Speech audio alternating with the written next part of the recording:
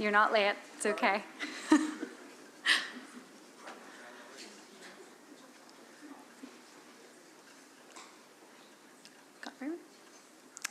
Well, good morning, everyone. It's great to see all of you here this morning. Some great chat happening as I entered the room. My name is Jane McCormack. I'm a political correspondent at the BBC here in Belfast. Doing a bit of a different role today. It's brilliant to have so many schools with us as we are in the lovely Riddel Hall in the grounds of Queen's University Belfast. The theme for today is ripples of hope. You're going to hear those words an awful lot over the next couple of hours as we reflect on a very important speech by Robert F. Kennedy, made more famous perhaps, of course, when he delivered it in Indianapolis in 1968 after the assassination of Martin Luther King. Of course, talking about hope after violence, inspiration, and talking about, I guess, hope and what that means for you as well in this world that sometimes is a little bit uncertain. There's still violence that's pervasive across different aspects of our society here. And we'll also talk about, I guess, the future of politics and the legacy of some of the politicians, including Robert F. Kennedy, and what he has meant for the world. We're going to hear an awful lot about that over the next couple of hours, hopefully getting you all involved as well at times. But let's first hear some opening words from Professor Sir Ian Greer. He's the President and the Vice-Chancellor of Queen's University Belfast. He's been in that role since August 2018. He's a strong advocate for university social responsibility, including widening participation, part of the reason why you're all here today. So if you could please give a very big welcome to Professor Sir Ian Greer.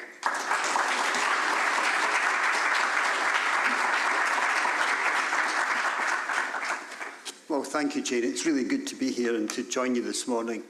Welcome to you all to Riddel Hall, part of Queen's University, and to this special event, which is in memory of the late great statesman Robert F. Kennedy, almost 100 years to the day after his birth.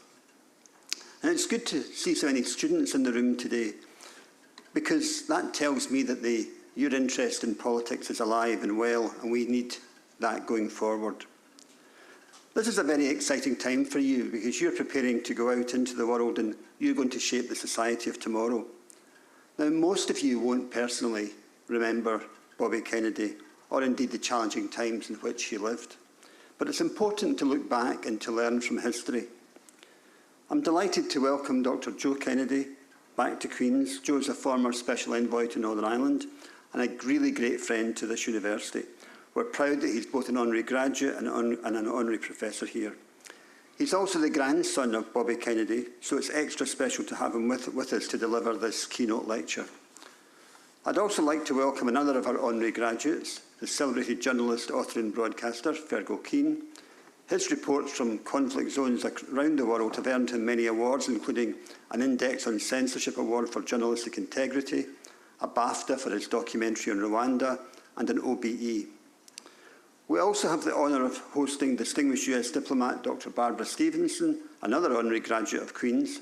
Barbara will share insights from her illustrious career in foreign affairs. Along with many postings around the globe, Barbara served as US Consul General here in Belfast and was a great advocate for the Good Friday Agreement and a shared future agenda. Now, it would be remiss not to say just a few words on the synergies between the values of Bobby Kennedy and Queen's University.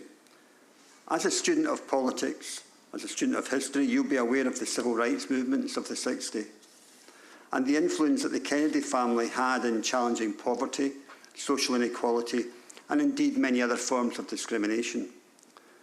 Bobby Kennedy's Day of Affirmation address at the University of Cape Town in 1966 was a watershed moment, a call to action for young people to recognise their responsibility in creating a fairer, peaceful society. Queen's shares these values, a belief in education as a force for societal progress, a commitment to tackling inequality, and a drive to create future leaders like you. Civic engagement is critically important for us here at Queen's, and over the last decade we've intensified our efforts in this area, most recently exemplified by the COPTE scholarships for Palestinian postgraduate students who we've welcomed here from these troubles to a home in Northern Ireland. The work of Joe Kennedy dovetails with these values. His work with organisations such as Groundwork USA demonstrates ongoing leadership in community empowerment and social justice. So today we pay tribute to an influential leader and his legacy in shaping a better future. So enjoy the event, and I'd now like to hand you back over to Jane.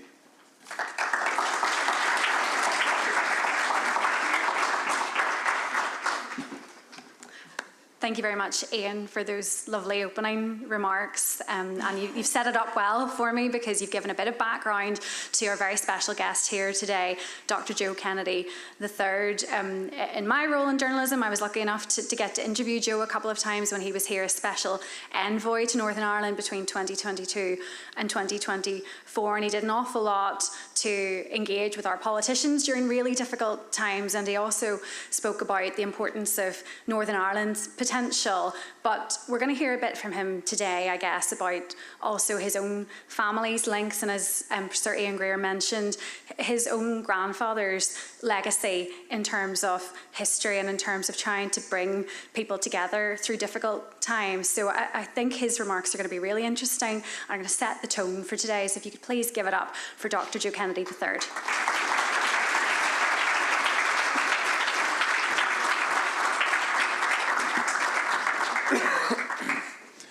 Good morning, everybody. Thank you so much for the kind words and the kind introduction. Some of you are probably somewhat familiar with American holiday calendar. We celebrated Thanksgiving last week, which meant a lot of travel and which means everybody gets cold. So bear with me a little bit. I'm working over one, but I will do my best.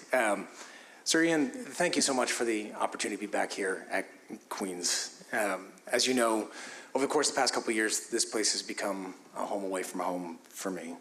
I tell everybody that the weather isn't always warm in Belfast in December, but the welcome always is. And thank you once again for proving me right. Folks, one of the first speeches I gave while serving as special envoy for President Biden was here at Queen's University. I began that talk by talking about how amazing a place Northern Ireland was shown to be during my first visit here in that role. From Giant's Causeway to the Rope Walk, new shops and restaurants that were planned then at an old army barracks outside of Derry, Londonderry, an old bathhouse that was turned into an incubator space at Ormeau Baths, a harbor that was once the center of the shipbuilding world and now had electric ferries with a takeoff button, cruising by docks at high speed and no wake. Your history amazed me. And it stuck with me that for all of your effort to build a future, it must be difficult to always be confronted with the past.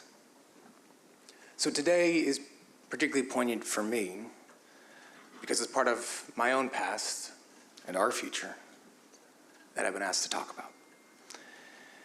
As I think you all know, one of my ancestors left this island some 180 years ago, fleeing hunger and poverty in the hopes of a better life. So there is a reason why, for me, coming here brings a sense of coming home. He arrived in America, married, had children, and died by the age of 35.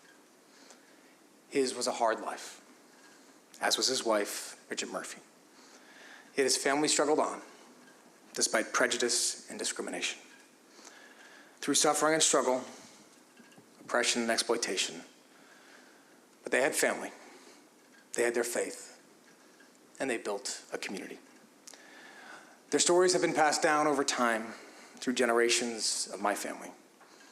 And they are stories that I have now started to tell my own children, now nearly 8 and 10. And while I never had a chance to ask a question of my grandfather, I'm certain that those stories and that history is a big part of why he found himself accepting an invitation from a group of students to make a speech halfway around the world at the University of Cape Town in June of 1966. That evening, the students greeted Robert Kennedy warmly when he arrived on campus. State-sponsored segregation, however, apartheid, kept society frozen. Segregation backed not just by law, but by the state's full force, by the police, by the courts, by the military, by censorship, surveillance, and violence. Some had advised him not to go. They said that speaking there would change nothing. They said that it was symbolic at best that the South African government was not going to change their ways because of a visit or a speech. He knew that.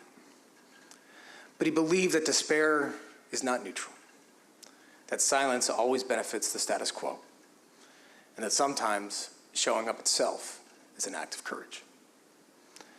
That in fact, movements did not begin with grand actions, but small acts. Or, as he said to the students gathered that day, quote, "Each time a man stands up for an ideal, or acts to improve the lot of others, or strikes out against injustice, they send forth a tiny ripple of hope." He didn't say that you need to be famous, or powerful, or perfect. He said that history moves because ordinary people decide that it should.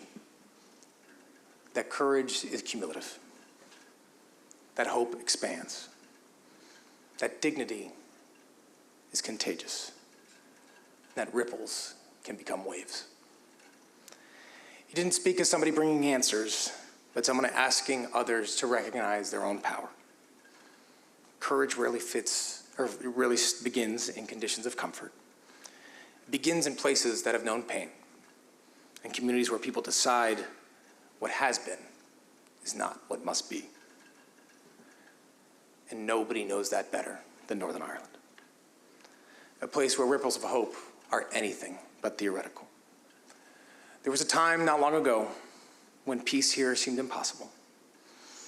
Walls went up, neighborhoods split, lives were lost. Families lived with fear so constant it became background noise. And yet, look at what you all have built. You built shared institutions that did not erase identity.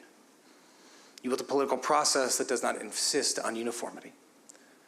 You built a society that accepts disagreement is normal and violence is not. And you chose to build peace. You chose to let identity remain Catholic, Protestant, Unionist, Nationalist, while creating shared spaces, shared institutions, and shared futures. And no, it's not perfect. There's still walls, there's still hurt, there's still history, tradition, and division. There's also hope. When I get to walk down the streets of Belfast today, I see families who once would have never crossed into each other's neighborhood walking in the same public spaces. One guest that I had brought over here said to me once, quote, "If I were in this spot as a child, I would have been shot. I cannot believe I am standing here now." You have found here what many back in America are candidly still in search of, an understanding that you do not have to erase difference to build community, that you only have to decide that community matters more than difference, that peace is not the absence of tension, but rather the presence of commitment.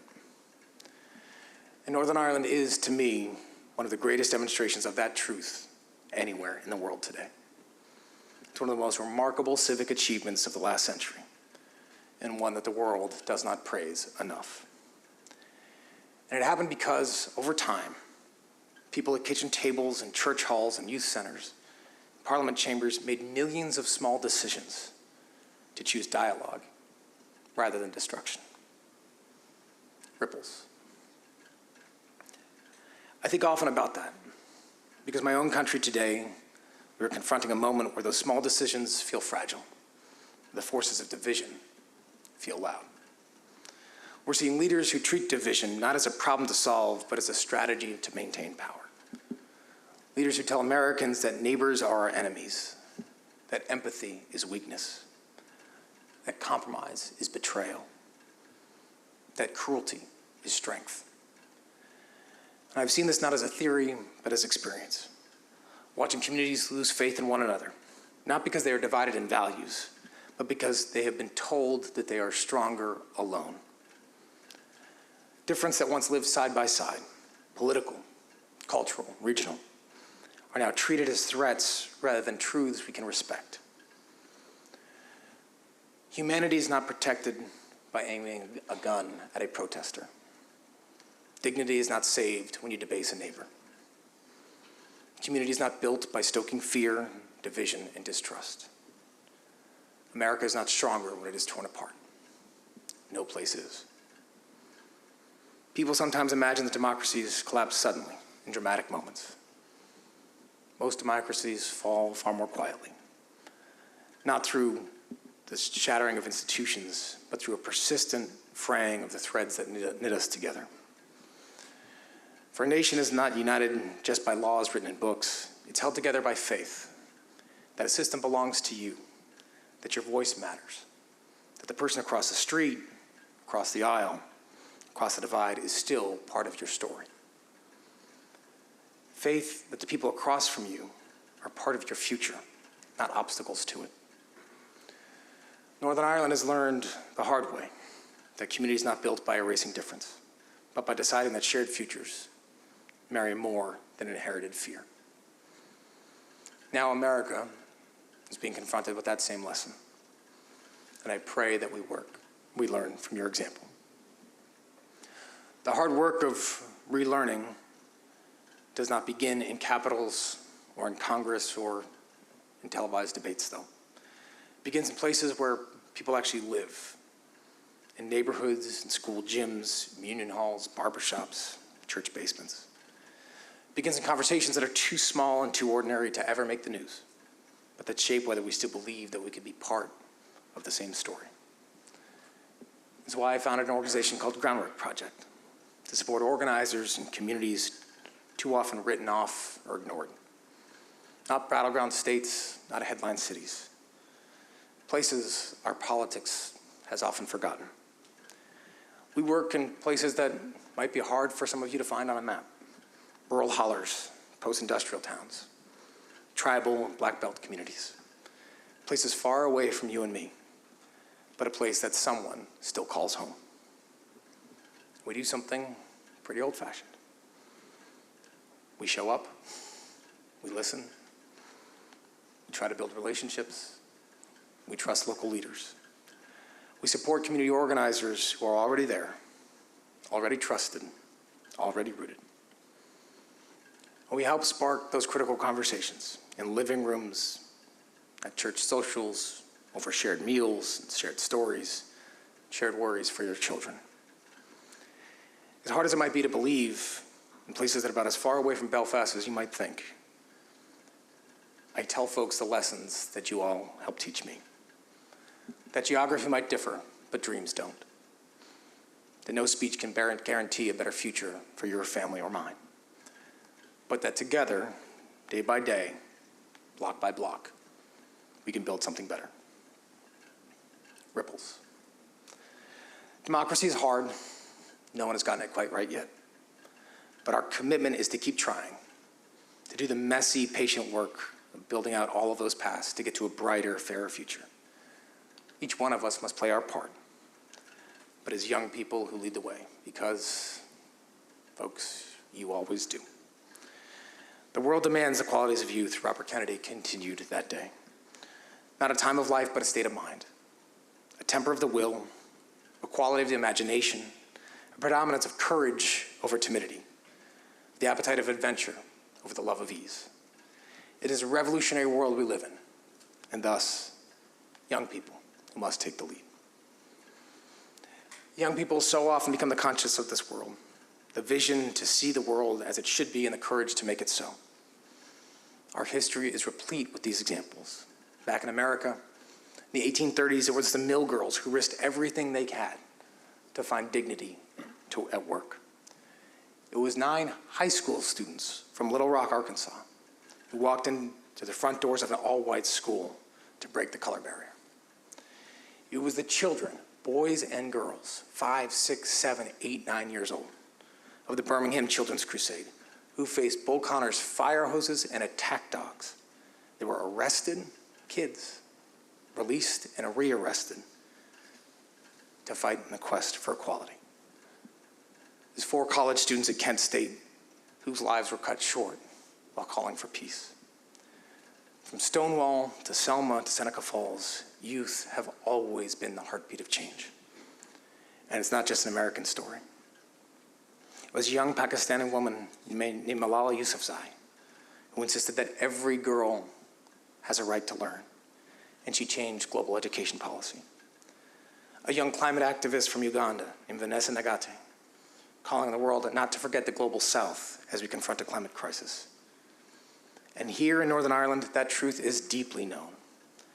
In the 1970s, it was two young women, Mairead Corrigan and Betty Williams, who looked at a cycle of grief, and said no more. Their Peace People movement insisted that even in the darkest moments, our shared humanity is never lost.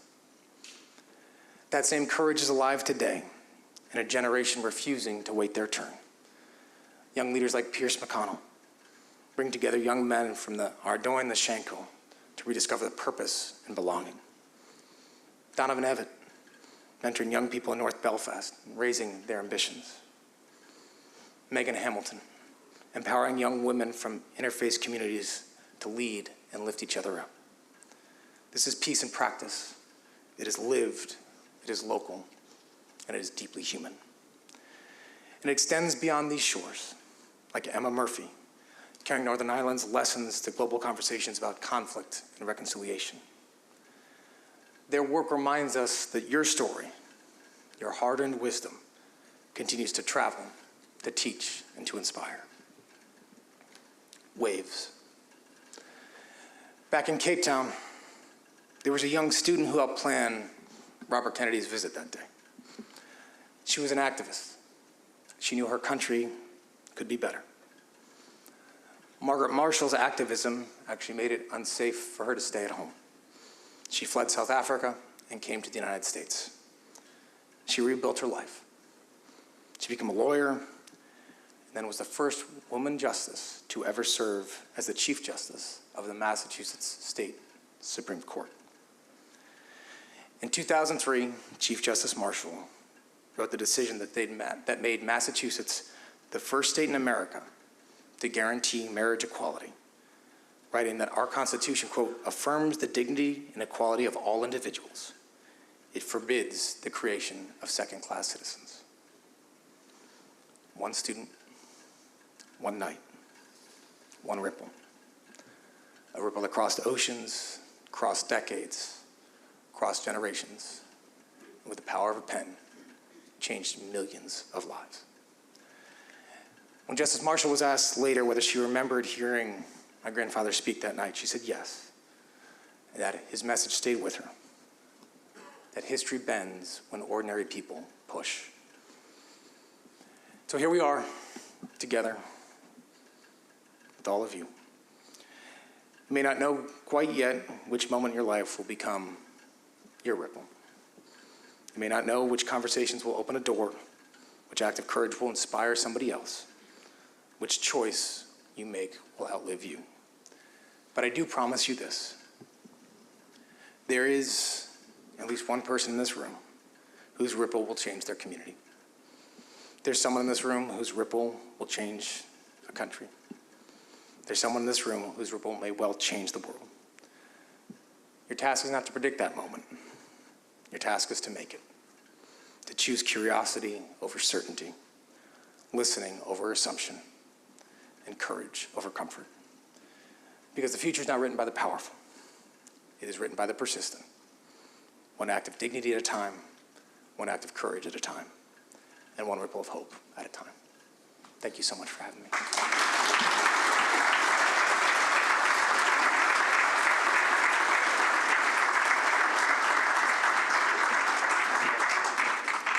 Thank you so much to Dr. Joe Kennedy for that wonderful speech. I'm struck by something you said. You talked about critical conversations and how they can be a little bit of a root of change, and maybe we'll make our own ripple in this room today, or be the start of a ripple potentially, because even though there are people who get involved in politics for power, let's face it, there are some of them at Stormont in Westminster. I'd like to think that the majority of people who get involved in politics or have an interest in politics do it because they want to provoke change. They want to inspire change. They want to deliver for their communities. Maybe there's something that inspires all of you in terms of your politics to want to go out there and make that little bit of change. And let's face it, in the last year here in the UK alone, there's a big change coming. Votes at 16, the UK government's going to legislate for that, so that will affect some of you in this very room.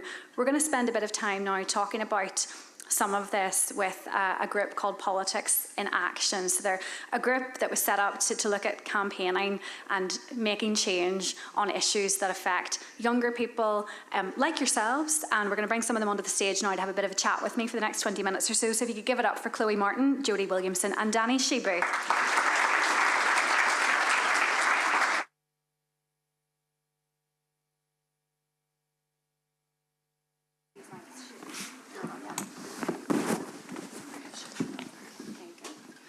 They on? Yes, they are. Great. Guys, thanks so much. Lovely to have all three of you here. Does one of you, first of all, just want to outline a bit more for anybody who isn't familiar with what Politics in Action does before we get into the nub of what we're going to talk about over the next 20 minutes? What exactly does it do for those of us who aren't familiar?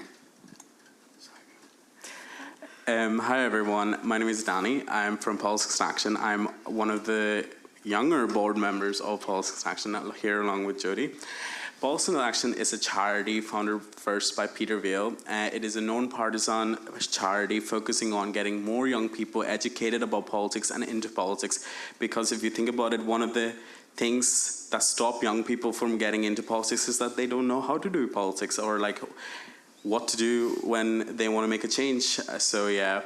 So Politics in Action does a lot of community work where they go into schools, go into like community hubs and talk and like get them informed and learn about the basics of politics, like voting or like how to write to your MLA or MP and like just create change, yeah. There's a chance that you might see some of these three in your schools sometime soon, maybe if not already. Before we talk about some of the issues that Joe has mentioned in his speech and some of the themes for today as well, I just want to actually, show of hands, how many of you in this room are planning to vote in the next election? Are you all keen? Stick your hands up. That's good. That's great. And had you been able to vote at 16 at last year's Westminster election, how many of you would have voted? And how many wouldn't have voted? There's a couple of lone hands at the back of the room. I mean, that's good. That's a good start, right? The task, though, is to keep that up. It's to keep engagement up. And I guess, Jodie, the difficulty, as we know, is that politics is incredibly divisive at the moment. A lot of the time, it's the young people in this room that aren't talked about, and it's issues that are important to them, and we'll hopefully hear from some of them, but they kind of go by the wayside, particularly here in Northern Ireland when it's those issues of green and orange that tend to come to the fore. Yeah, it's definitely tough for young people in today's society and in past societies as well to be so involved in politics and have that real interest. But I feel as though our generation does a really good job at going past the green and orange and kind of moving away from tribal politics and just thinking of who you are as a person and what your actual beliefs are. And in terms of that campaigning, though, you have to campaign differently then, right? So, I mean, social media is a big thing, obviously, but how different is it in terms of activism compared to, I guess, what you might see with older generations? Yeah, I think our generation is really good at expressing our politics through different forms. I've noticed a lot music has really come up as a way to convey a really beautiful message, but with power. It's really notable in our generations that people kind of resonate with music a lot more, and finding that political message in whatever way appeals to you is something really important and something that we can really grasp and take hold of. And just in terms as well, though, Chloe, of that, kind of strategy in terms of getting that message out there, and I suppose getting politicians to engage back. Music's one great area. I hadn't really thought about that. But, if you look at the rise of TikTok, for example, there's positives there, but there are negatives too. There's negatives to any kind of form of activism when you really look into it, but at the same time, I think TikTok, when used correctly, is a great source for things like youth activism. Like, I always think about the Black Lives Matter movement and even the Me Too movement. So many people coming online and sharing their stories in a space where they could find other people in their community who related. And you can speak almost freely on the TikTok platform about pretty much anything, and I think that I see a lot of stories of young women speaking out, and that can be really empowering, you know, just as a young woman with an interest in politics. And yeah. And let's talk about, there's a theme of change, which is one big area of what you guys do in terms of trying to actively provoke change and deliver on different issues. But a big part of politics is you always have to have that ripple of hope, I guess. And I just wonder, we're in a moment of relative stability at the minute in Northern Ireland, as good as things maybe can be day to day. But how, I don't know who wants to answer this one, but how hopeful are you for the future? Because we always seem to be teetering on the brink, and for these guys, it's not a great situation to be potentially coming out of school and thinking, what's the situation going to be like here in a couple of years? So how do you stay hopeful? I think personally I am hopeful, but it's more of a cautious hopeful, because I feel like peace and the future is not like a one-stop thing. Like, you have to actively campaign for peace. Like, you have to go out there, like, see what the problems are, talk to people. And like now we live in an age where like one person can make a difference. Like, one person can have the ripple to have change. There's a lot of people on, like, say, social media or TikTok who like have made positive changes in our government, in our like society. So like, I feel like I'm pretty hopeful. And you're both nodding, so I assume that we have to keep the faith and keep the hope. But what gives you that? I think looking at the room today and seeing so many young people, so many people interested in politics, really gives me hope. It's those kind of shared challenges that you all face that really ignite that within yourself. And I find it very important with the work we do with Politics in Action to really build an environment to foster that hope.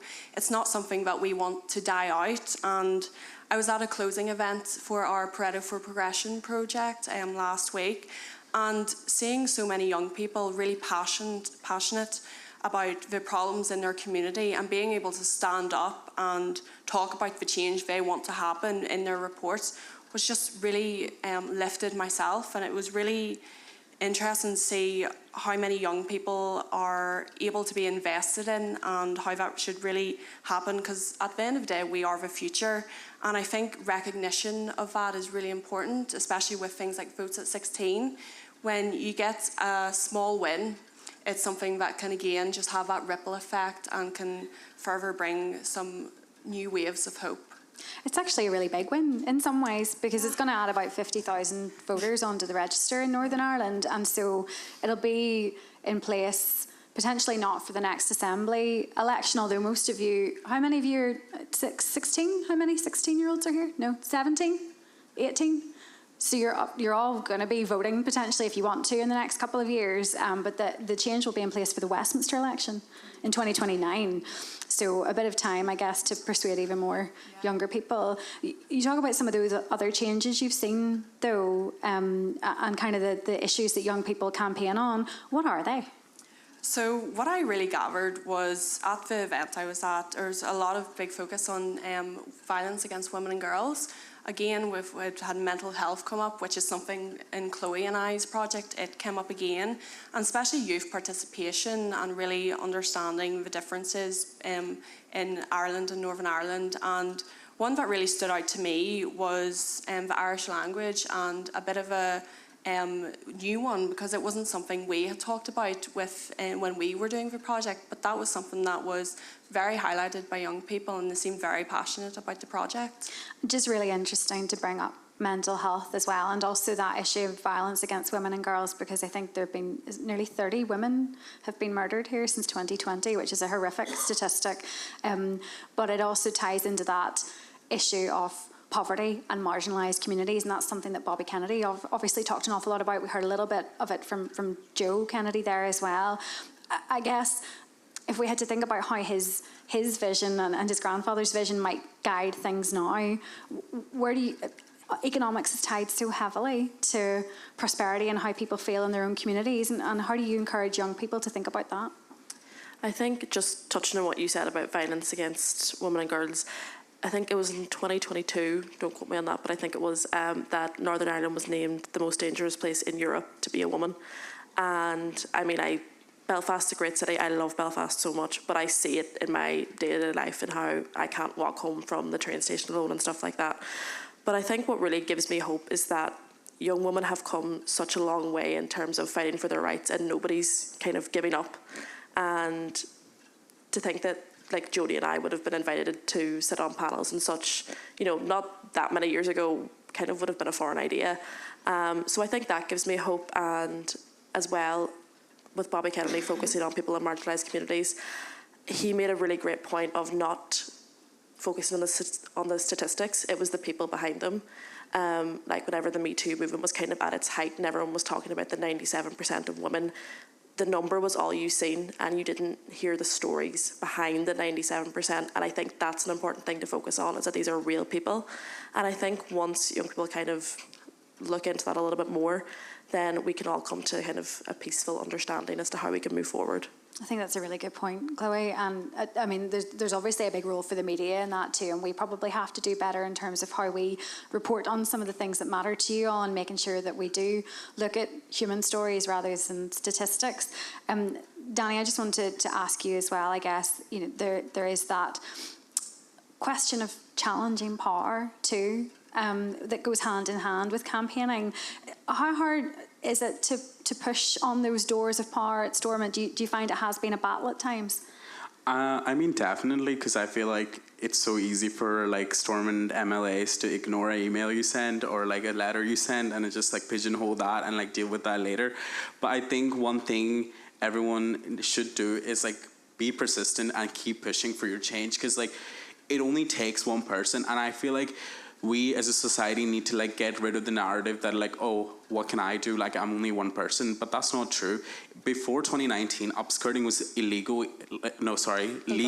thing in the UK, which is crazy to think about in the 21st century. But one person, Gina Martin, she went on social media, told her story, and after 18 months, it was a punishable offense in the UK. So therefore, like, one person can make a change. I feel like if there's so many people in this room, and like I feel like if we all keep pushing for what we want, like eventually like politicians will have to listen to us, because like in the end we vote for them. They are our representatives, not the other way around.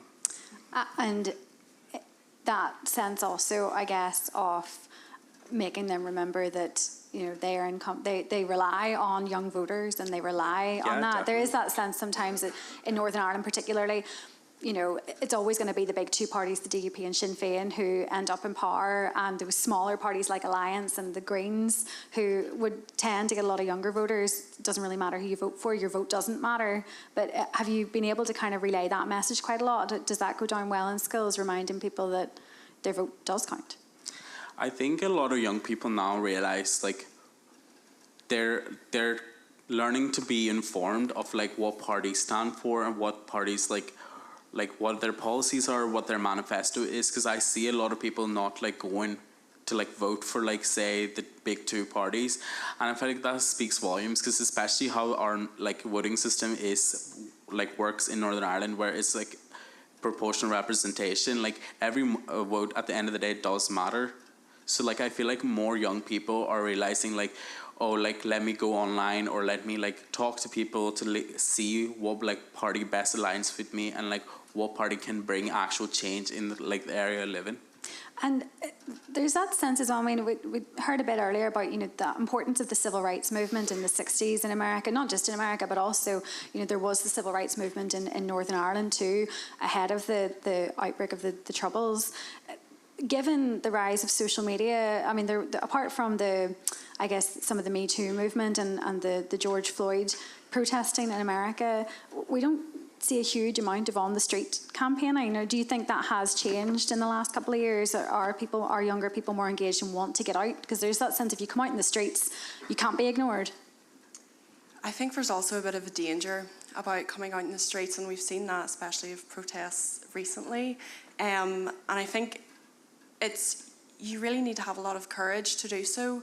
And moving beyond, there's been so many different ways where young people can express their protests.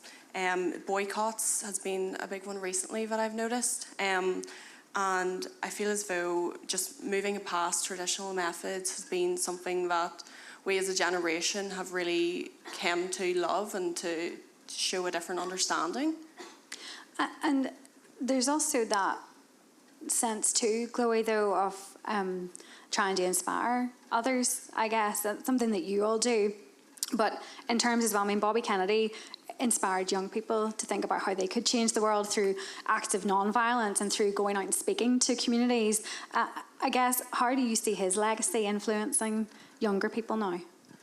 I think that his legacy has kind of almost transpired through people, just in the sense that, as Jodie kind of touched on, there are dangers that come to protesting in the streets, but what has kind of come out of that isn't giving up. It's not kind of going back and not sharing your thoughts or standing up for what you believe is right. It's taking a different stance, and it's going to somewhere like social media and protesting and sharing things, and even things like at the minute, like sharing like GoFundMes and stuff. That's really what's kind of been firing up on social media. Not that there's not power in peaceful protests like outside buildings and stuff, and there is, but I think that whenever Bobby Kennedy was doing his work, there was a lot of things that weren't really being touched on at the time that are now, that we can touch on now. Even things like, again, rights for young women, LGBTQ rights and more. And I think that we've just done a really good job of learning how to adapt to the tools and the sources that we have. Yeah, I think that's a really good point. And for all three of you, I mean, one by one, you can answer this. If there was one tool that you find is the most useful for getting people to understand the importance of politics, is it that aspect of social media? Because it is a double-edged sword, as we've already been saying. But, you know, if somebody wants to go out there and make a difference, is it just getting out there and telling your message? Or do you think the media can be a useful tool? I think like a bit of both, because I feel like there's a lot of talk where, like, say Votes to 16 people are like concerned, young people are like easily influenced by what's on the media, especially considering the rise of AI and the right-wing fascism.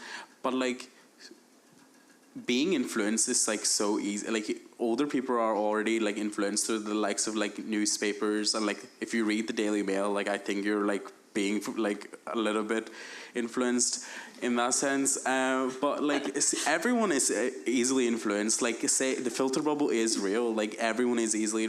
I think power comes from knowing that like information is like valuable and sacred, and like going out there and like actually looking for like fact-checking things and making sure things are right. And I think that's what like brings power, and like that can like spreading that, like making sure like you're spreading the right information and not like one rhetoric. That's what I think can bring a lot of change. And like I feel like young people as well, like when they see other young people on stages like this, and like for me personally, like when I see a person of color up on stage talking, like I see myself in that person. Like I see change. Representation is so important. Yeah, representation is really important, especially in Northern Ireland, where like to date there has only been a person of color once. Anna Lowe was the only person to ever been elected, and that has to change. Like a lot of like young people, like we talk about Votes to 16, but that like migrants can't vote in Northern Ireland or like England as well. But like in Scotland and Wales they can. Like we forget about the migrant youth. We forget about like over 50,000 migrants who live and contribute to the Northern Ireland like economy. So they can't vote. They have no, like even like the recent like far right like demonstrations, there's like still no anti-hate strategy in the Northern Ireland like assembly. Like nothing's coming out of our politicians. That's because someone like me or like someone representing the person of color demographic is not elected. Like give everyone the right to vote, and like you will see more change because there's more representation. And you're also part of the generation that has to deal with AI in a way. I mean, Facebook was just a thing when I was finishing school. I'm sure there are people in this room who finished school long before the internet was even a thing, not to age shame anybody. But that's going to be such a massive thing to deal with. And I get it's also, as Danny says, it's about being able to dispel fact from fiction. And I had a very interesting conversation with Joe Kennedy yesterday. We were looking at this campaign video that was used in the New York mayoral election that was completely made out of AI to damage one of the candidates. And that's the thing, because that can also put young people off too, or that they do buy into myths, Jodie. Yeah, AI is really tough. I've seen, like, even my mom was sending me videos. Have you seen this? And I go, Mom, that's AI, please don't. It's just such a big issue that's really influencing the way people think. And I don't think people realise how much, when they are seeing AI, how much of an influence it has on your thinking and your capabilities.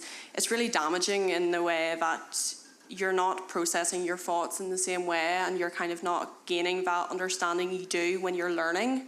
And I think that's something that young people are, in my opinion, a bit better at spotting AI when it's being used. And no, I feel as though we know our facts better. And I think that is really just something that's come up a bit recently, because it's a very new idea, AI. So it's something that's still to be built on quite a lot, but I think that's our challenge, really, to find ways to deal with that and make sure all generations are well informed. And I think that comes with a lot of political education as well. You know, you can be a ripple of hope for my generation then, as we struggle to look at fact from fiction. Chloe, one final question before we start to bring this to a close, and it's been superb so far. Look, Bobby Kennedy talked about hope and reconciliation, and a lot of the time today, particularly in media debates, in the Assembly at Stormont, Westminster, America further afield, there is that huge kind of element of division, and it's more popular to be divisive than it is to be hopeful and to try and be that calming voice. But do you think there's still a place for it here in Northern Ireland?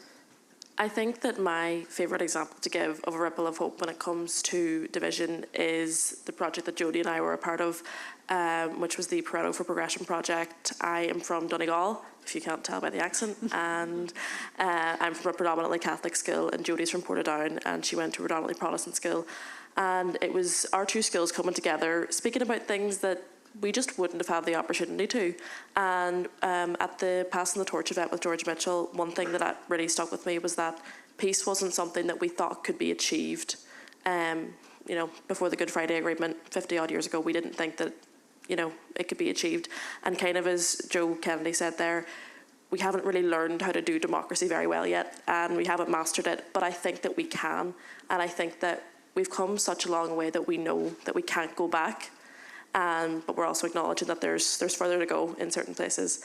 But I think that if there was, me and Jodie were quite open-minded whenever we did that project, but there was a few people who weren't, who by the end of the project did become more open-minded. And peace isn't about signing agreements and forgetting it ever happened. It's about waking up every day and choosing to hear other people's perspectives and peacefully coexist in a society where your cultures and traditions are expected, and we have a lot of differences, and there's a lot of weaponization of things in the political sphere, but I think we're doing okay at the minute if we could just keep going like we're going. And that's your own ripple, all three of you. So look, on that note, very positive note, we're going to bring this to a close. Can I just get a round of applause, please, for Chloe Martin, Jodie Williamson and Danny Sheaver from Politics in Action. Guys, thank you so much. Thank you.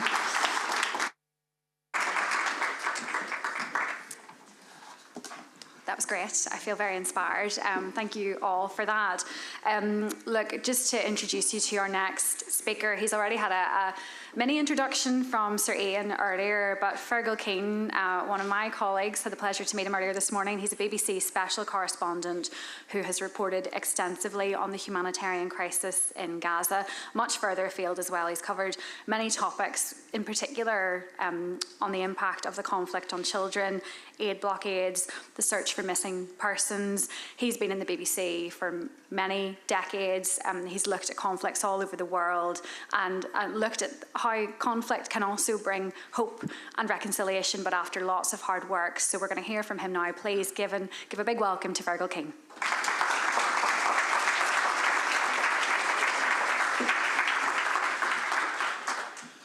How lovely to be here. Being in Belfast always energises me. And I was saying to Joe on the way in, I'm especially energised by being in the presence of young people.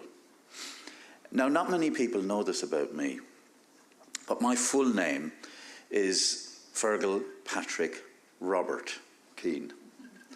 And the Robert came from my confirmation when I was asked to choose a confirmation name.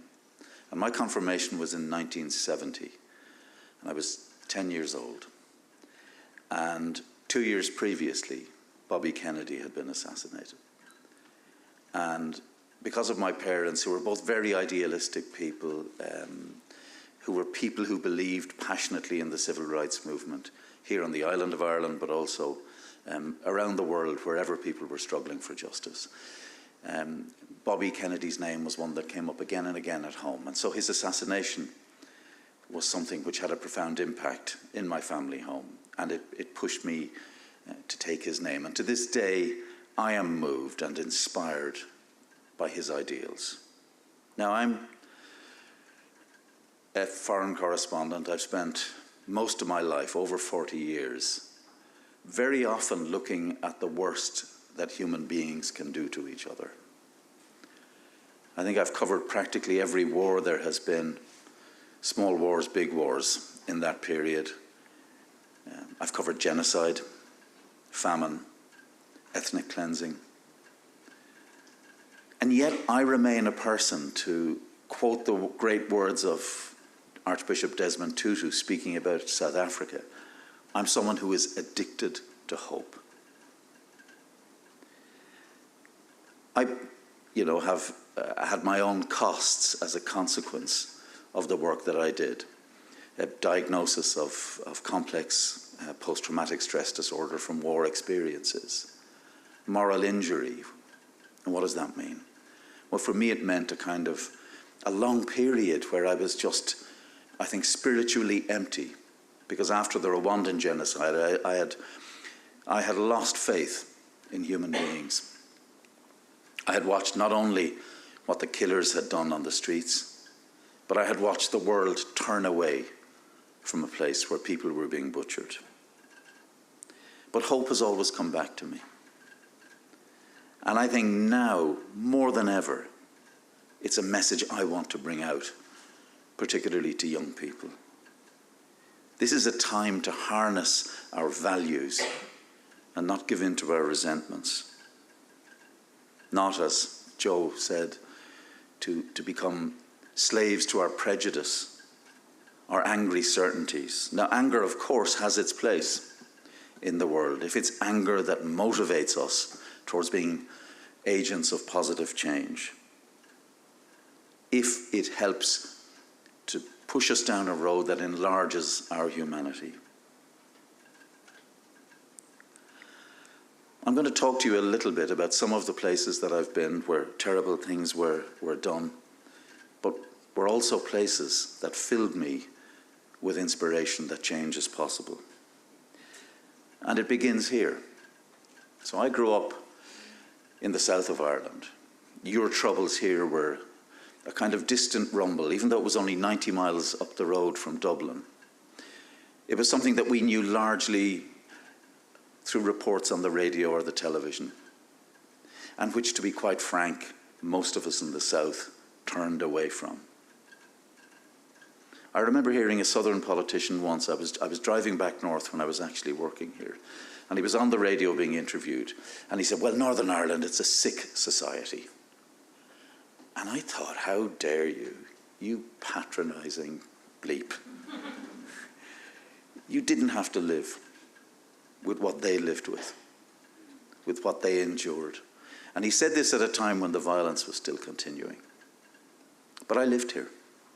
I came to live here. I came to work as a journalist because I knew that I could never understand the history of my own people, the history of this island, but also the story of divided humanity, unless I came to experience it as another human being, not just as an observer, not just as a witness, but as somebody living in the society. And I came, and what did I learn?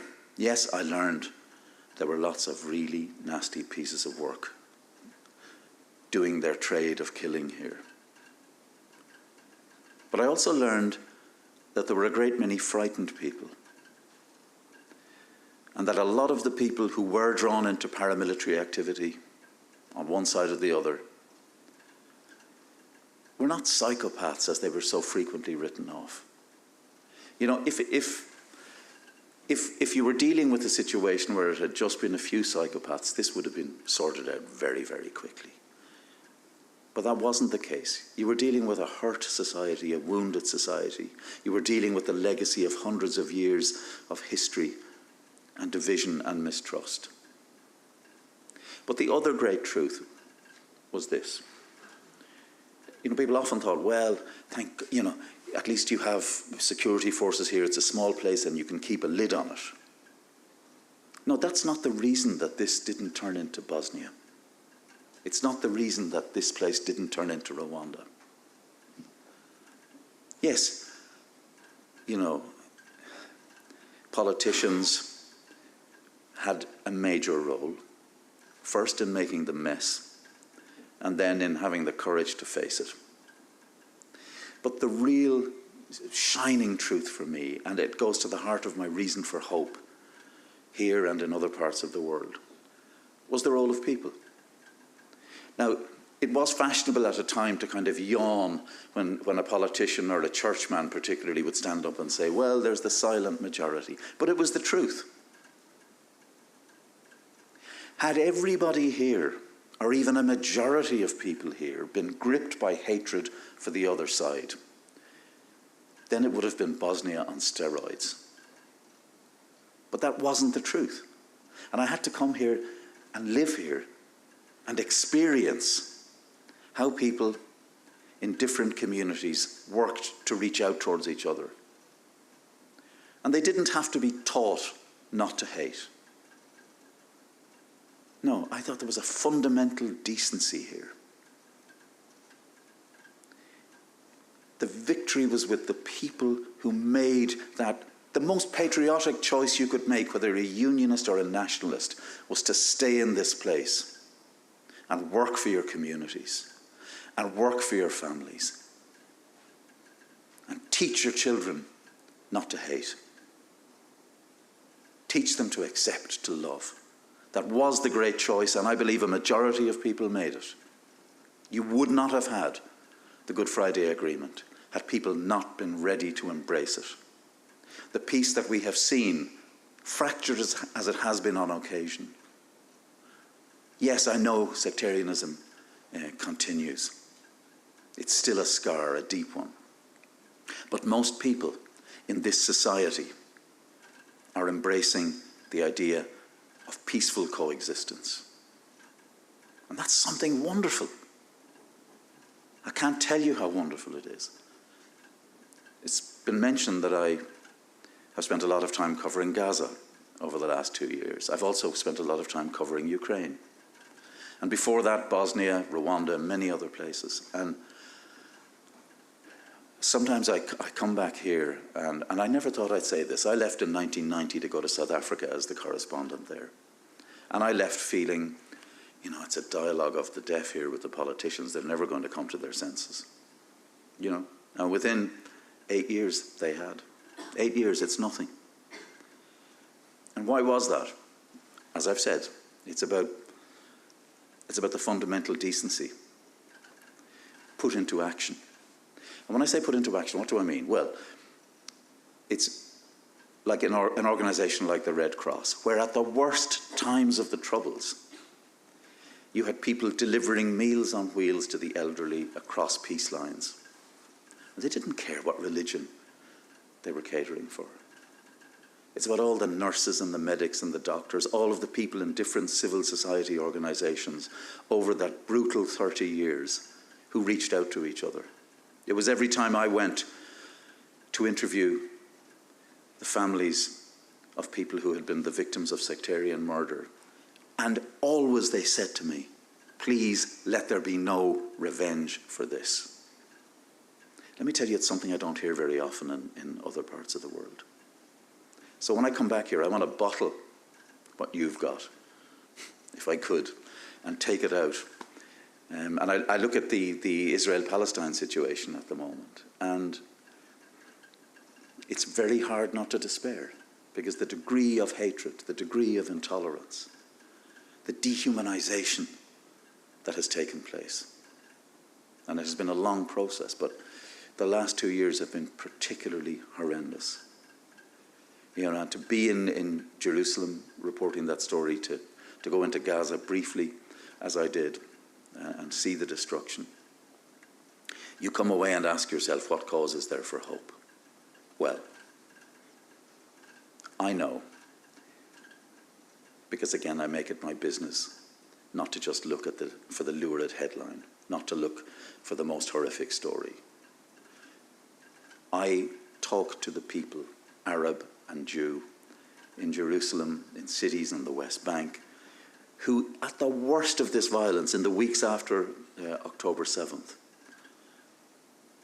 were going out there and trying to talk to young people like yourselves, trying to talk to angry members of their own community, and plead for the idea of coexistence. Now, look, I'm not naive. These are small groups. But that's what Bobby Kennedy was about in South Africa in 1966. If anyone had said then that in less than 30 years, nothing in the span of history, it's nothing, that in less than 30 years you would have a non-racial democratic South Africa with Nelson Mandela as its president, they would have told you to go and see a psychiatrist. You know, that's if they hadn't locked you up in prison first. If anyone had said to you back in the middle of the 1980s that within 3 years the Cold War would be over, the Berlin Wall would be falling, you wouldn't have believed it. Ian Paisley and Martin McGuinness sitting together here in Belfast, you'd never have believed it. So the impossible is not about, you know, taking practical steps to achieve it. It's in our imagination. It's our moral imagination. You need to will it. First of all, you need to be able to see the possibility of coexistence and of peace. And having done that and morally committed yourself, then work for it. Because it won't happen on its own. It certainly won't happen if you become weary, if social media makes you turn away from the world in despair. And look, I fight it myself. I look at what comes out of the United States particularly on a daily basis. And I think, heaven help us. We are in a dark place. But the alternative is to stay silent and watch as those forces of darkness gradually submerge us. And the one thing I have lots of experience of is of being in countries where people thought their future was guaranteed, where they thought life was going to be normal and continue. And where within what seemed like the flash of an eye, they were butchering each other. In Rwanda, 800,000 dead in 100 days. After a long, long period of calm. Ukraine. I first went in 2014 to cover the war there. And when and I kept watching, and people in Europe were saying, no, Putin will not, he's not going to invade. He's far too clever to do that. And I remember sitting in Kiev the week before the invasion and saying to my colleagues, this is happening, okay? Wake up, it's happening. So when we look at the kind of perilous state of democracy in the United States at the moment, when we look at Putin's aggressive posture towards Europe, don't think the worst can happen. Don't think that your generation couldn't be sucked into fighting a war on European soil, because that can happen. It's not just the lesson of history, but it's particularly the lesson of our times. I heard a wonderful phrase recently where somebody talked about an age in which history slipped its leash, like a dog breaking loose. You just don't know where it's going. And that's the kind of period we're in at the moment. Now, what do I take inspiration from? Well, look at America. Look at the role of brave judges at every level. We'd leave out the Supreme Court, but at almost every level, there are judges who are fighting back, and using the tools of the law, not rhetoric, not hate speech, not social media, using the law. Look at civil society organizations which are mobilizing in different cities to protect people from the arbitrary power of the state. This really matters. And so, if you ask me, what is it you can do? What's the practical stuff you can do? Well, join Politics in Action for a start. But also, you've got great organizations like Amnesty International, Human Rights Watch. Look for the place where you can make a difference, because you can. You really can. I've seen it time and again, where a brave individual, I think of a village in the Democratic Republic of Congo where I went after a massacre by a militia. And I met there a lawyer who had a bicycle, and he had a photostat machine. And he was in the process of photostatting a list of people's fundamental rights. And he was then going to go and cycle around the villages and hand them out to villagers in their own language. And he was going to sit and explain in every village the rights that people had. Because you'd be amazed how many people simply don't know their rights. There's the great cliche, I know my rights, you can't do this to me. Most people, in my experience, actually don't.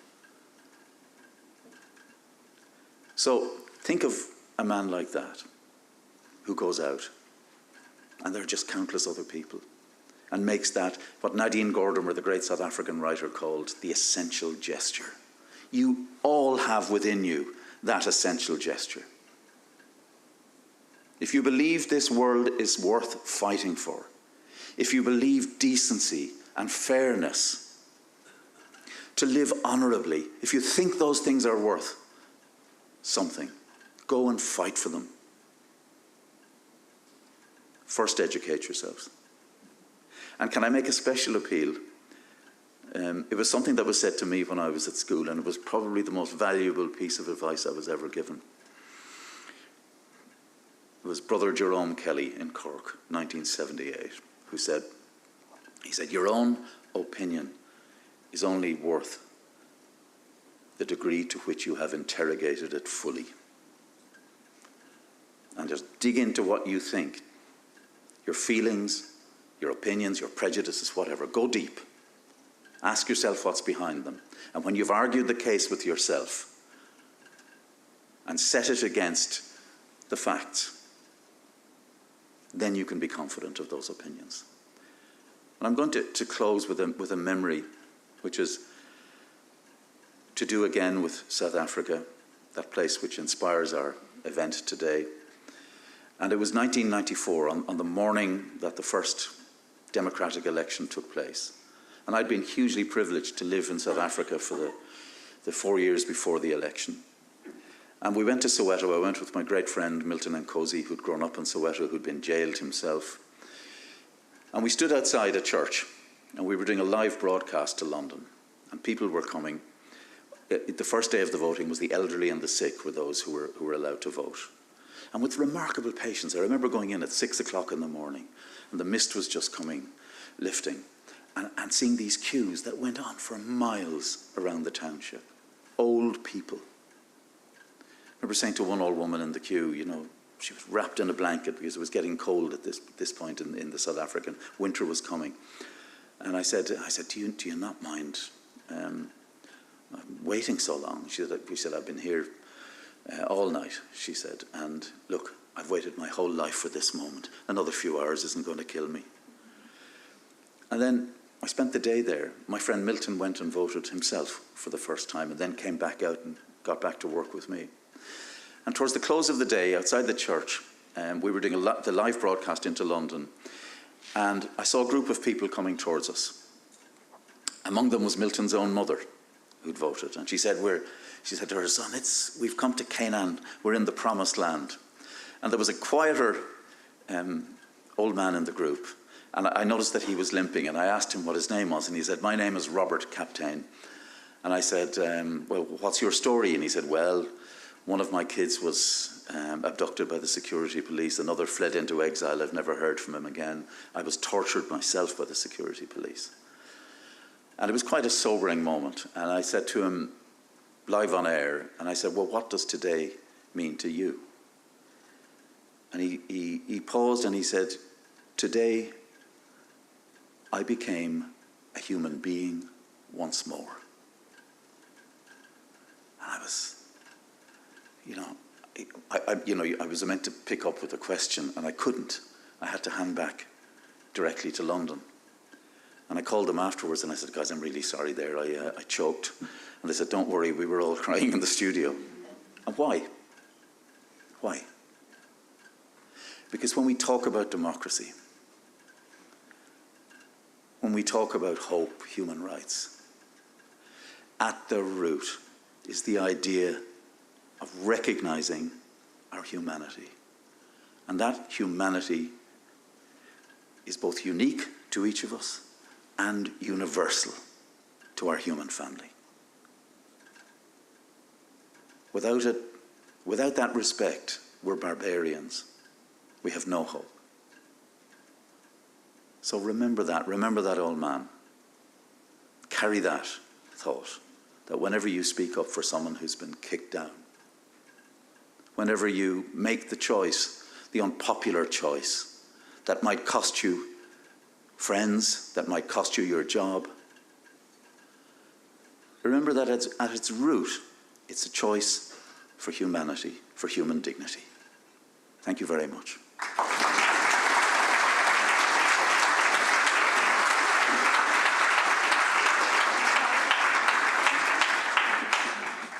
Thank you so much, Fergal. That was wonderful. I could listen to Fergal tell us stories from his career all day long. Luckily, we are going to hear a little bit more from him now, though, because in a moment or two, I'm going to invite him back up on stage with Dr. Joe Kennedy. I just want to introduce our third panellist as well, though, Barbara Stevenson. She is an American diplomat. She also spent quite a lot of time in Belfast. She was the US Consul General here in Northern Ireland from 2001 until 2004. She's currently the Vice Provost for Global Affairs at the University of North Carolina at Chapel Hill. She's very welcome back in Northern Ireland with us this week. So if I can invite all three of you to join me on the stage.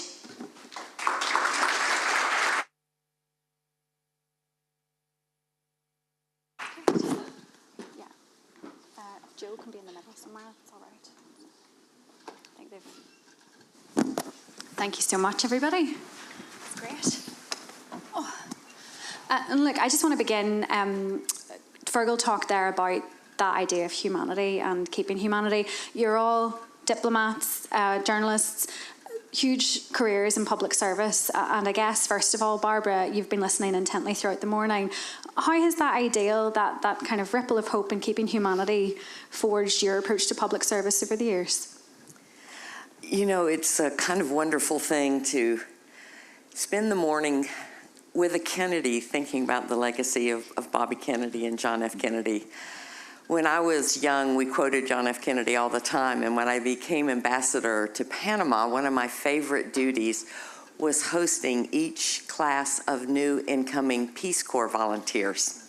And each class we would remind ourselves of President Kennedy and ask not what you can do, what your country can do for you, but what you can do for your country. And we would talk about that vision, and everyone was just so inspired by it over and over. And it's really just good to take the moment and just reconnect with all of that energy. God, so that was the government I went out as a diplomat, kind of, when I was expected to do these sorts of things and fight for a better, for human rights and for rule of law and for less corruption and for people to have a fair chance. And it was a very rewarding thing. And a number of things happened, I think, over time to erode that. I want to just throw out WikiLeaks. So if you'll look up WikiLeaks, if you look me up on Google, you will find my WikiLeaks telegrams, and you will see me telling the president of Panama that no, he cannot hijack a wiretap system to tap his political enemies, that that's not what it was for, and he can't do it. This had serious repercussions for me, you'll figure out from the rest of my bio. We all know this because someone leaked it to journalists, right? When I went in to see the editor of one of the big British newspapers who was part of the project, my one request to him was, in this trove, would you protect the identities of the people who came to the American embassies across the world to report human rights abuses, to report corruption, in the hope that we would stand up for it and do something about it, because those people or their families will suffer terrible repercussions. So those are some of the things you can do kind of as a diplomat, but this has gotten tougher because you can expect, people don't come to us so much anymore. And one of the reasons is we're probably not quite that beacon of democracy and rule of law and anti-corruption that we once were, and that's very hard. And also because the people who would have taken those risks to come to us, hoping for us to form a coalition and get some action, are pretty confident it'll get leaked and that they'll suffer repercussions. So acting in this way got harder over my years, which has not made me in any way backing down from ripples of hope. But I think a lot of this is about fixing systems and building coalitions and lifting up others. It's gotten to be a more complicated terrain, even if the need to do these things has become ever more urgent. Well, look, it's really interesting. Before I bring Joe in, we have some questions that some of you have submitted in advance. Thank you so much. So Our Lady and St. Patrick's College of Knock is here, and I'm hopeful that Christopher Ritchie is with us in the audience. Christopher, can you stick your hand up if you're here? There you are. His question is great. So he says, why do modern US leaders not follow RFK's footsteps into going into volatile regions with that aim of talking directly to the people as much anymore? I just wondered if you had thoughts on that, Joe. Thank you for the question. As a brief aside, my personal email and cell phone got released in that same WikiLeaks thing. I got phone calls at all hours of the night from spoofed phone numbers. Some joker on the internet decided to sign me up for every illicit site online you possibly could. I woke up the next morning, I had 500 unread emails that I had to try to explain to my wife wasn't what I was doing. So, Life lesson. yeah, I mean, you know, life of public service. There you go. Yeah, but on to the actual intelligent question, right? So look, I think, and I appreciate the question, and you know, I think it's something that. I guess I would say, look, democracy is hard. And as in the midst of times of polarization, which we saw in America in the 1960s, which we're certainly experiencing now, the incentives for politicians, I was elected as well, is to stay in safe space, right? Nobody likes getting accosted when you're trying to pick your kid up from school. Nobody likes getting yelled at when you're going to lunch to try to get a sandwich. Our addresses are public in the United States, right? Like the stuff that shows up at your house, you know, it can be contentious, and it's uncomfortable, and it's hard. And I think for a lot of folks, you don't kind of think about that every day. I assume that you haven't been accosted very often when you're walking down the halls of school or walking to work or whatever else. Like when you're an elected official, you do. Sometimes it's nice, sometimes it's not. But as tensions rise in community, to some extent the incentive is almost less to go out and cut across it. It's to stay where you're comfortable, to stay where you're going to be, particularly as political systems then morph to protect political advantage. So we're seeing in America that, you guys know what gerrymandering is? Oh, so yeah. You're seeing the proliferation of districts drawn to protect politicians rather than having politicians have to go out and court different perspectives. And as that gets calcified, the incentive for folks to try to actually reach across the aisle becomes less. the concern to keep your seat becomes you have to concern yourself with, if you're a Republican, a primary challenge on your right, if a Democrat, a primary challenge on your left, and easy to say, well, look, that's not something you should necessarily concern yourself about. You should concern yourself with the public service. Fine, but if they lose, the person that beats them didn't. So I see this all the time with one of my colleagues that are still, former colleagues that are still in DC saying, look, there are things for which I will lose my seat over. Am I going to lose my seat over something that doesn't seem to be particularly monumental, so that some goofball that's going to vote with the president 100% of the time rather than 99.9, and I'm going to have my career ruined and have death threats sent to me and my wife and my family for that? Like, it's just not worth it. I'll throw that vote that way. And then all of a sudden, there you are. There are good people in public service. I've had the honor of serving with plenty of them. There's many people that I admire. I will also say that there are times when not having that label of being an elected office or being a politician enables so much more flexibility, so much more freedom, so much more legitimacy. Because candidly, I can walk into a community today and engage in a conversation. Nobody thinks I'm asking for anything. I'm not trying to earn your vote. I ain't running for anything. I'm not trying to coerce you to vote for some Democrat someplace. I'm like, so tell me about you. Just tell me about your life. Tell me about what the reality is. And the lesson from Northern Ireland, the lesson that my grandfather spoke of in the back of a pickup truck in Indianapolis in 1968 after Martin Luther King's death, was about a lot of things that unite people by common humanity rather than divide them because of political division. And just on that point, to bring Fergal in, you talked about how in your role you've had to sometimes say to colleagues to wake up and be less comfortable as well, because there is a problem there too. In media, sometimes we sometimes don't want to confront the difficult story because that poses challenges for us. And I also want to tie that into a question from Emmett Carlisle. Hopefully Emmett is here. Emmett, you stick your hand up. Are you here? Over there. Oh, great. I am short-sighted, so thank you for that. His question is, what makes us human? And I think that ties in really nicely to your final point in your speech. So, what makes us human? I go back to South Africa, and it's a phrase some of you in this room will be familiar with. It's people are people because of other people. So our humanity is, if not drawn, then certainly lived through the quality of our relationships with others. Our capacity for empathy and our capacity above all for love. And people ask, I've reflected a lot on this.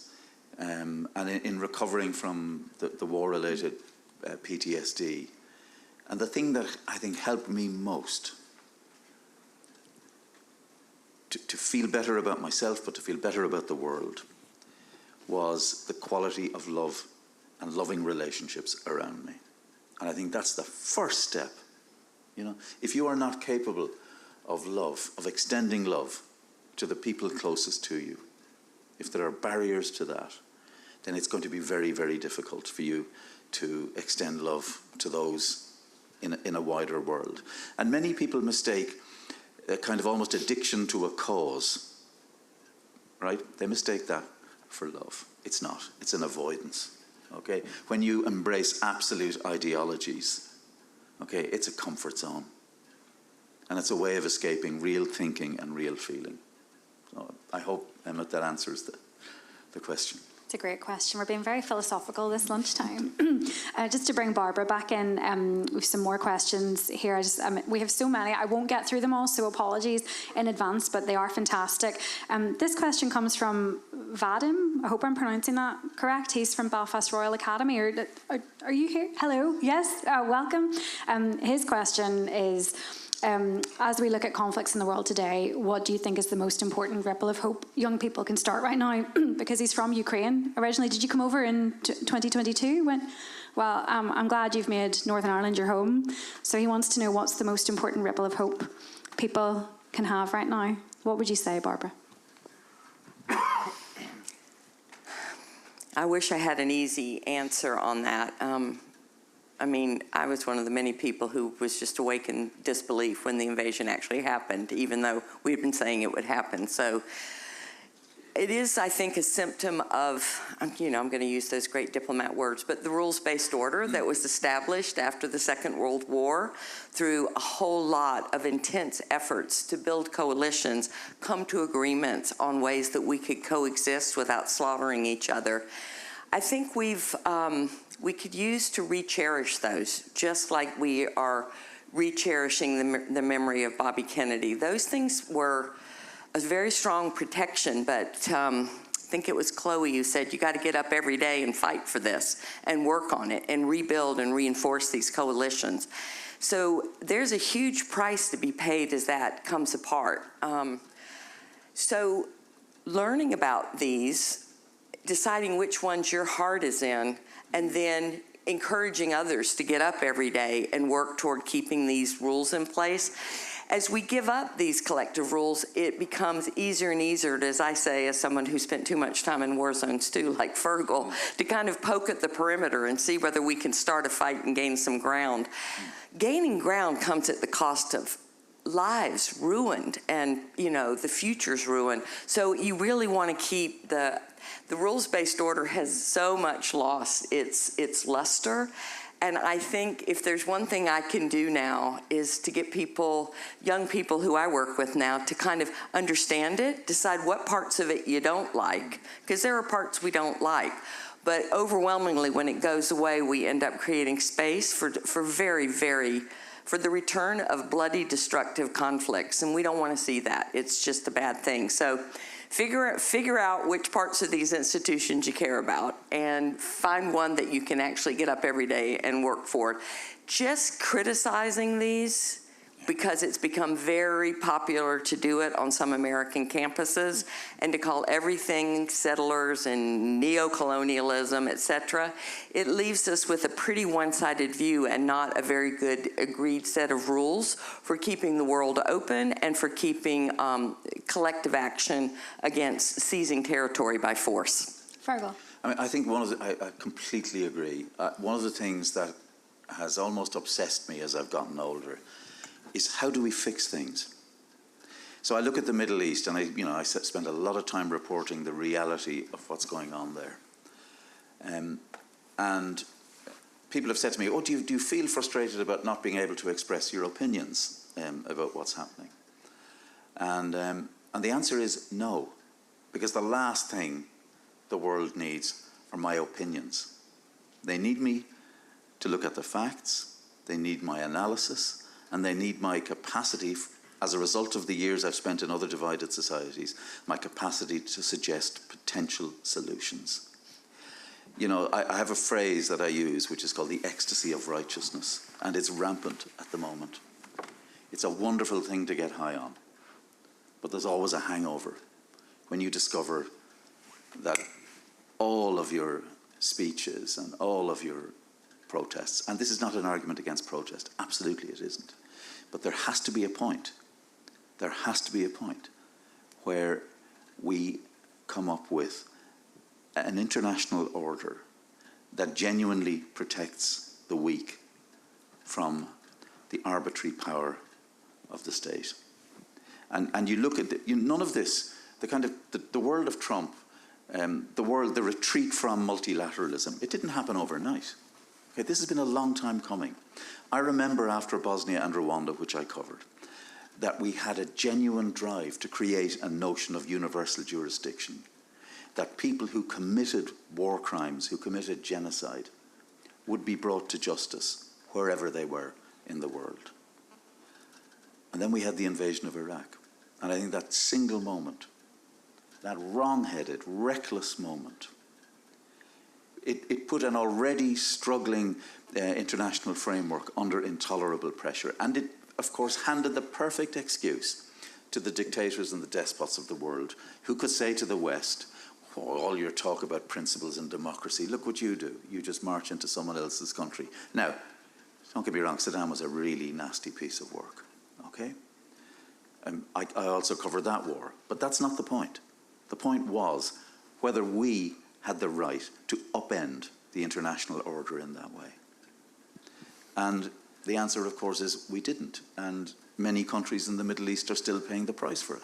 And we are paying the price it's not just that, but there are other issues, but in a gradual public loss of faith in what politicians say, especially when they talk about respect for human rights. Yeah, go ahead. Can I ask, how old are you? 18. And where are you from? Kyiv. Still have family there? Yes. Yeah. Your dad's there? Yeah. We're thinking of him. I think I agree with what everybody has said up here. I think it's probably might be hard for you to try to figure out how to support an international rules-based order by being 18 in Belfast. What I would suggest to you, though, is you got a long career and future in front of you. You have, from my perspective, an opinion of one guy. Some of the best examples of peace building, coalition building, and truly power building for community anywhere in the world right here. And you can talk to any of the faculty members here. There are dozens of organizations. I sat around the table with a half dozen of them yesterday, organized by Queen's University, that are doing this work day in and day out. Spend some time learning how that work is done for the next couple of years, so that when you graduate from here with a degree, you're going to have an experience and an opportunity that can get you into some of these places that is actually doing that work. But you're going to have a foundation underneath you that enables you 20 years from now, when you're younger than I am still, in a position to be able to influence these structures in a way in which you otherwise won't. But that starts with some, what otherwise might seem as like pretty mundane, hard, grinding work day after day. I mean, I'll be talking about this a little bit later.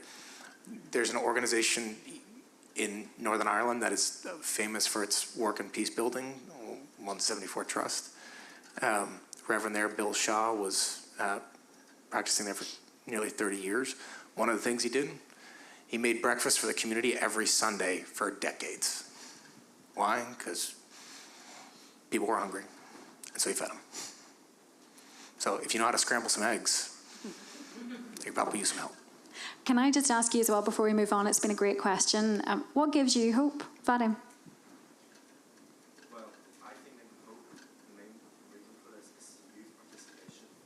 So as I can see, people in my school, they were participating in politics and action, and my school and other school in Belfast, where college, we were interacting, we were talking about different important topics such as votes at 16, such as orange and green politics overnight. We were just talking between like two communities, Catholics and Protestants, and it was really interesting to see different perspectives, different opinions, which gave me a hope. Well, I think you're giving everybody on the stage here hope, so thank you so much for your question. It was really superb. Thank you. I want to go to another question, if I may, in the last sort of 15 minutes or so we have on this. And this one comes from Ewan B. It basically says, is he Ewan here as well? Yeah, great. Oh, right beside Vadim. Great. He says, for politicians today who might be stuck in their ways, what lesson does RFK's capacity to talk about changing your mind and growing with others in office teach us about leadership? Joe, can I come to you first on that? Sure, and again, thanks for the question. Look, I think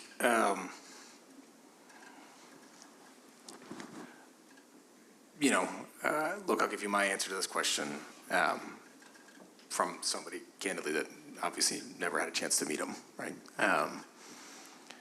But at a young age, he had gone through a lot. He had seen the power of government to make things better and fairer. He had also seen the loss of a brother who was assassinated, the loss of another brother who died in a war, his family had gone through an enormous amount of pain. And I think, pain has the ability to, and loss has the ability, with that comes empathy and comes connection. One of the questions that was asked earlier about our humanity, I've had the great fortune, I was a Peace Corps volunteer as well, I've had the great fortune of traveling all over the world I have never been to a place where if you don't throw a ball at children, they don't pick it up and throw it back, right? I did go to one place once where I walked into a mud hut and I saw a baby girl who looked at me and burst into tears immediately.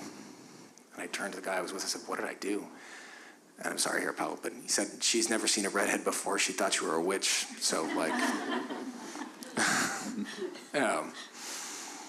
so that, the witch thing aside, the uniformity of kids are kids, and kids don't know if you're Protestant or Catholic. They don't really care if you're black or brown or white or otherwise. And I think it's one of the things that drew my grandfather to young people and children was when you're young enough, you don't really know why things necessarily should be a certain way. They just, kids are kids, everybody should be treated fairly, right? And that's what it is. And he saw structures codified around difference and division that were there to perpetuate power structures that were not fair, not just, and not right. And if you have the chance then to expose yourself to the people living and struggling through those systems because of choices of another just to perpetuate their own power, it becomes pretty hard to then say, if you can do something about that, why would you choose not to? And so what would I suggest? I mean, the most, I think what you've heard from us up here, the most powerful experiences you can have in some of this work is putting yourself in a position that is so far outside your comfort zone, something that you haven't seen and experienced that helplessness, that deprivation from structures that are somehow being exploited by somebody, and then working to hold that to account. And these institutions are all created by humans, some of whom don't have other goals and objectives other than creating a participatory system where everybody can benefit. They want to hold on to that power. And power never cedes power without a fight. And so you can choose to abide by it, or you can choose to try to change it. Barbara, did you want to come back on that?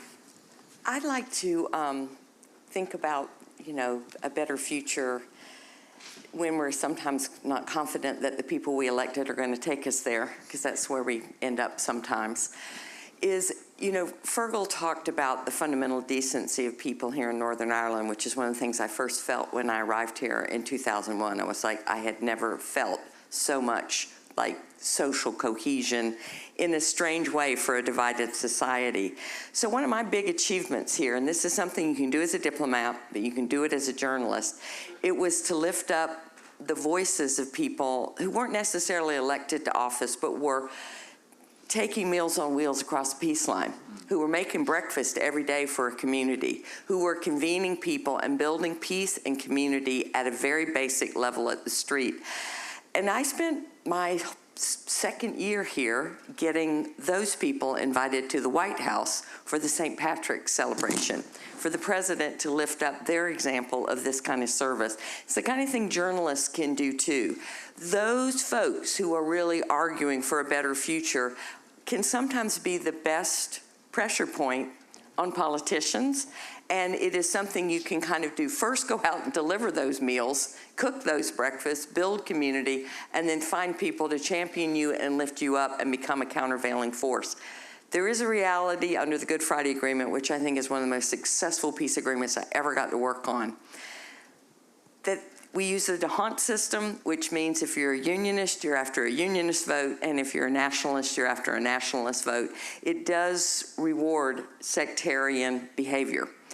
It's just one of the things that's in the Good Friday Agreement. Are we going to change it one day? I don't know, but in the meantime, we've got to act at a social level to build these bridges across these communities. And one of the most effective pressure points comes from lifting up people who are doing this good work of building community, make them stronger, celebrate their work, make them heroes, and make everybody want to join in with them. That's one of the things that we can do kind of every day in our communities. And there's a big debate about reform. So if you are interested in that, as Fergal said earlier, you know where Politics in Action are sitting. They're at the front of the room. Find them after this panel ends. Fergal, to bring you back in, that point about storytelling and how important that is to express those feelings of injustice. I think I've spent most of my time this morning talking about what you guys should be doing, what politicians should be doing, what international structures should be.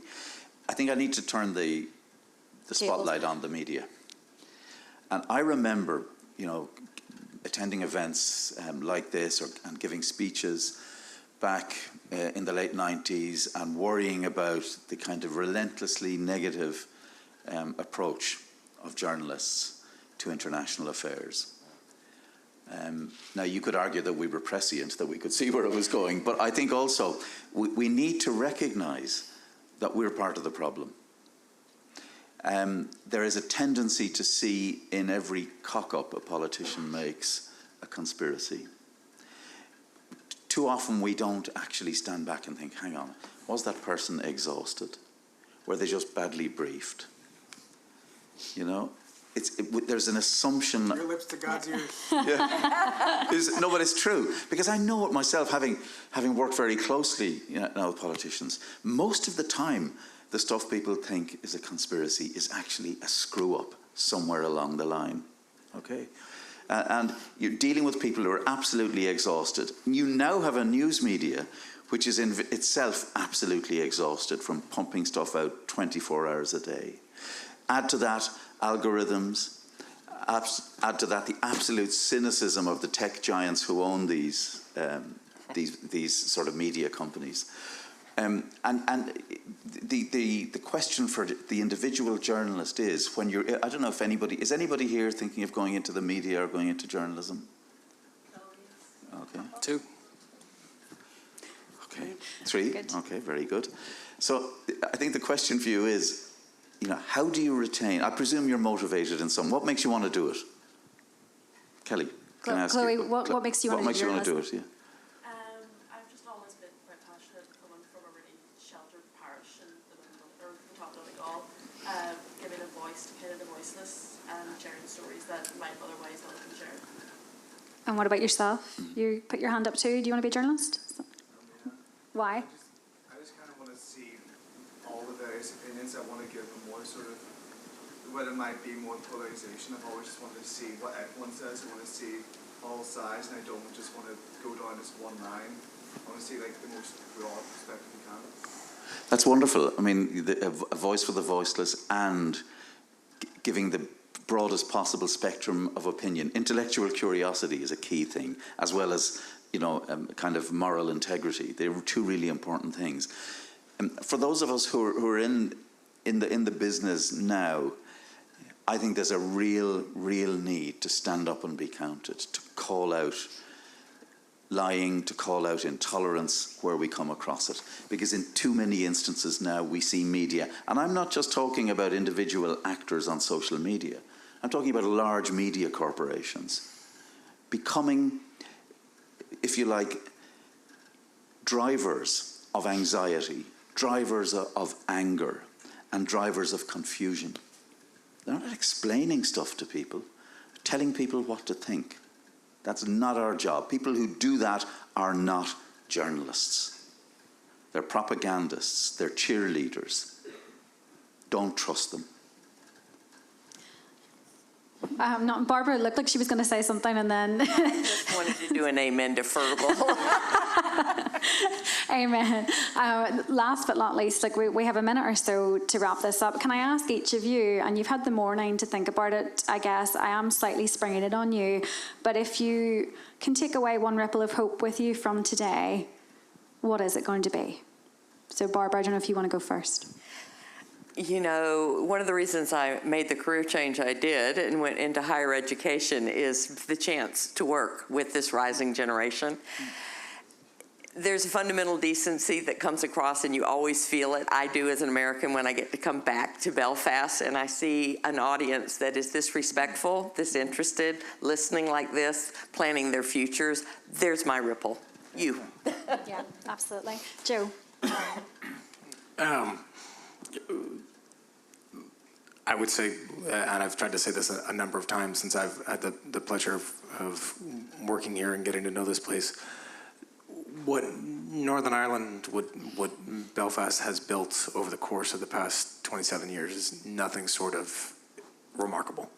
And Fergal mentioned this is not just, people talk about the Troubles of being a roughly 30-year period of time. You kind of negate the hundreds of years of sponsored division and distrust on top of that beforehand. I often hear about how much needs to be done and how much work needs to be done and whatever else in Northern Ireland. Folks, it ain't going so great in my hometown at the moment either, right? So, that's not to minimize the challenges you got, but it's to say that, there are struggles in every democracy around the world. You're doing pretty good. Take pride in what you're building. Take pride in what you built. You've got some heroes amongst you. Those folks are sending out ripples all the time. And so build on those, and you will go places. We need you to.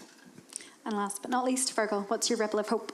My ripple of hope was I was picked up from the airport yesterday by a taxi driver who had been a loyalist paramilitary. And he obviously heard my accent, and he said, what are you doing? And I said, look, I used to live here, and I've come back, and I'm going to an event at Queen's. And he said, so what did you do here? I said, I was a journalist. And he says, did you go up the Shankill with that accent? And I said, I did. And he said, and you survived? I said, I did. And he said, well, fair dues to you. And it started a conversation in which he, we've got only 15 minutes, I think, between the airport and the hotel. But in that period, he managed to talk about his own journey from being someone who had subscribed to the politics, which essentially said that it is our job to put the fear of God, to terrorize the other community, to keep them in their place. And he said there were people on the other side who felt the same about us. He said, I don't feel that now. He said, I drive people around Belfast and I tell them the stories of both sides in the Troubles. And that's, I got out of the car and I said to my wife, God, this place, it can mess with your head, but in the best of ways. So thank you all. Thank you all. Can we get a round of applause for these three? Thank you. Thank you so much. That's about it from me. We've run to time, miraculously, which is great. Look, I just want to say a very quick thank you to everybody at Queen's University Belfast who's been involved in today. Sir Ian, still in the front row.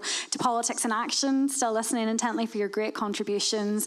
To all of you in the audience, it's been a great few hours. Thank you for those questions. I'm sorry we couldn't get through more of them. Maybe I can email them to the teams afterwards if they want to get back. Look, thank you again to Barbara Stevenson, Fergal Keane and Joe Kennedy for their time over the past couple of days. Really rewarding. Look, that's it for me, and I hope to see you all again soon. Thank you.